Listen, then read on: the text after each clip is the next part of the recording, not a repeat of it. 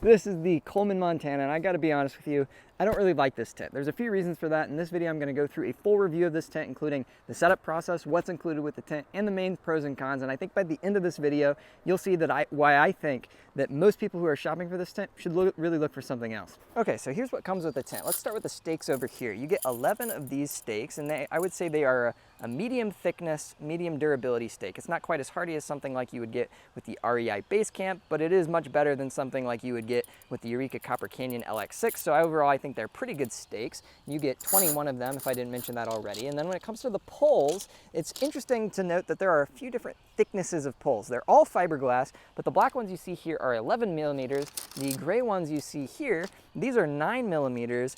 And then these tiny ones that are for like an accessory door feature, these appear to be about 6 millimeters. I measured them all myself. And then here you have the main canopy, of course, and tucked on the inside is the rainfly of this tent. And then over here we have the bag. So let's talk about the bag for a moment. I think that Coleman bags are pretty difficult to pack and unpack. They do have an extension on the bottom to make it a little bit easier to pack them up, but I find them relatively difficult to use.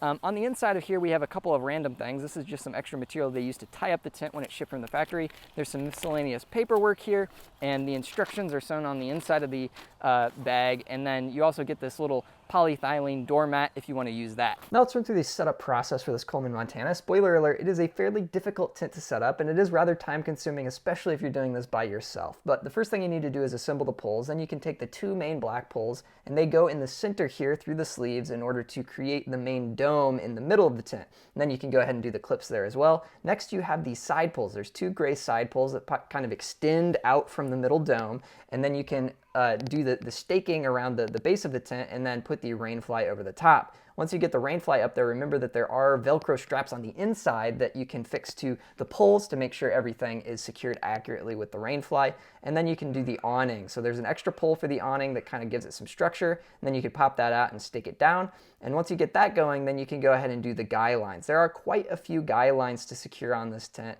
And so if you do them all, it'll take you a little bit of a while to do this step. But then you just put in the door frame poles. There's an extra 2 poles for that, and now that's it. Now let's take a little tour of the Coleman Montana. This is what it looks like on the inside, and the storage options here are fairly minimal. You just get 2 small storage pockets and then 1 hook at the top of the tent. Interestingly, this is identical to the Coleman Sundome. Then if you test the sleep capacity here, you could pack 9 sleeping pads in here if you totally put it in like sardines. But really, you're going to be manageable with, I think, 5 to 6 people in here, especially if you want to put gear on the inside. And I think if you really want to be comfortable, you're looking at around 4 people. And when it comes to headroom, you actually get a decent amount here. According to my measurements, you get 76 inches, which at 5'10" gives me plenty of room to stand up fully straight in the middle of the tent. However, as soon as you take a step or 2 away from the center of the tent, you quickly lose headroom, and I started hitting my head on that mesh at the top of the tent. Now let's talk about the pros and the cons of this Coleman Montana tent. Let's start with the pros to give it a positive spin. The first pro that I would highlight is this tent just has a huge amount of sleep capacity. If you're primarily concerned with how many people you can physically fit inside of this tent in order to sleep on a sleeping pad or a cot or a sleeping mattress, then this tent is really good for that. In fact, it's the second largest sleep capacity tent that I've tested, second only to the Ozark Trail cabin tent, which I have another video on. And so if that's what you're looking for, this tent does really great for that. The second pro that I think is worth highlighting is this pretty cool awning space that I'm standing under right now. This serves as a pretty cool little sit space, and you can put a couple of chairs under here. It gives you a little bit of shade from the sun or a little bit of protection from like a light rain. And so I think this is a pretty nice and cool feature. The third pro that I think is worth highlighting is the waterproofing. The waterproofing in this Montana tent is pretty good. It's not the worst that I've seen. It's also not the best that I've seen. And it's worth noting that out of the 4 Coleman tents that I've tested, this is actually the only one out of all 4 that didn't leak at all. And so those 4 tents are this Montana, the Coleman Sky Dome, the Instant Cabin, and also the Sundome. All of the other 3 actually did leak during my testing, but to be fair, the Sky Dome and the Instant Cabin did get a lot more rain than this one during my testing, and so it's not an apples to apples comparison, but at any rate, I tested all of them in some rain, and this is the only one that didn't leak, so that's pretty good. If you are looking at really sort of granular levels of waterproofing, then I think the main thing that would concern me about the waterproofing on this Montana tent would be the side windows are slightly exposed in the zipper. And so if you look at where the rainfly cuts off, you can see the zipper a little bit under there, so that could potentially be a vulnerability to leaks.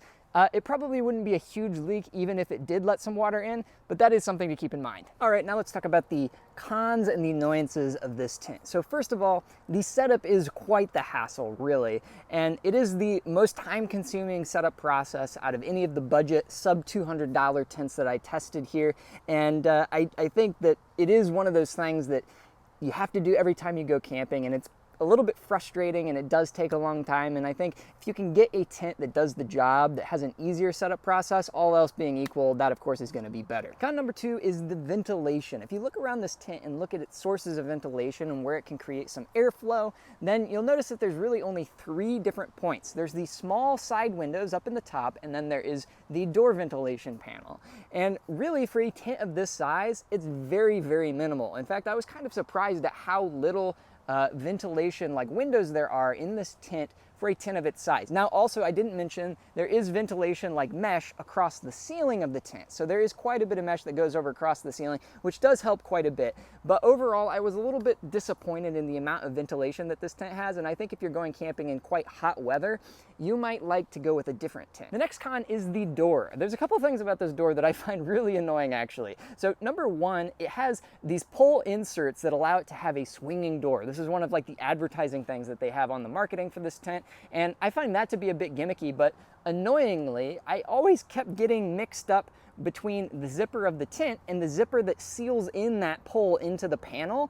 And so that is something that you just don't have on most other tents, and I found it to be annoying, and it just feels like it doesn't need to be there. Another thing about the door that I found irritating is that the bottom of the door is higher than on most tents. So most tents, the opening is pretty low to the ground for the door, but this one is elevated fairly high, which I found to be a bit odd, and I find it actually pretty annoying because when I get in and out of a tent, sometimes I like to swing around or just back my feet out of the tent, and I couldn't do that as well, and it kind of created a pressure point when I was kind of leaning out to get my shoes on or off, and I just didn't like that, and I found it to be pretty irritating. So the door is not that good. Another con is about the space, and I already talked about as a pro that the sleep capacity of this tent is quite large. However, for a tent this big, it's a bit odd to me that you don't get more headroom.